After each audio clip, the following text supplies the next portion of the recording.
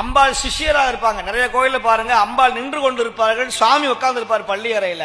நிறைய பேர் பள்ளி அறை தப்பா நினைக்கிறான். பள்ளி அறைனா வேற அர்த்தம் நினைக்கிறான். பள்ளிக்கூடம்னு சொல்றோம். ஏன் பள்ளிக்கூடம்னு ஏன் சொல்றோம்?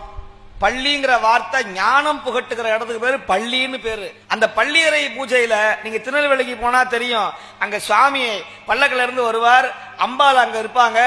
உடனே அம்பாள் நின்று கொண்டு இருப்பார்கள், சுவாமி உட்கார்ந்து இருப்பார்.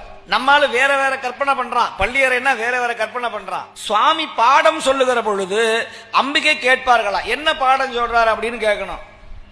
இப்ப இன்னைக்கு இந்த டேட்ல இந்த நாள்ல இன்னைக்கு சுவாமி கணக்கு எழுதுவார். பக்கத்துல இருந்த சண்டிகேஸ்வரர் கணக்கு எழுதுவார். இன்னைக்கு காலையில யாரார் வந்தா, யாரெல்லாம் திருவாசகம் பாடினா, யாரெல்லாம் எத்தனை பதிகம் பாடினா, யாரெல்லாம் சாப்பிட்டு ஓடி போனா, யாரு சாப்பாடுக்கு மட்டுமே வந்தா, யாரு தூங்குனா, யாரு குறை சொன்னா, அப்படின்னு எல்லா கணக்கையும் சண்டிகேஸ்வரர் எழுதுறார்.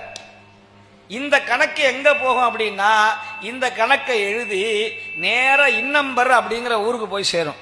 கும்பகோணம் பக்கத்தில் இருக்கிற இன்னம்பர் எழுத்தறியும் நாதர் கோயிலுக்கு போய் சேரும். இந்த லெஜர், இந்த பாவ கணக்கு லெஜர் இன்னம்பர்ல இருந்து இந்த அக்கௌண்ட்ஸ் எல்லாம் நேர சிதம்பரம் போகும்.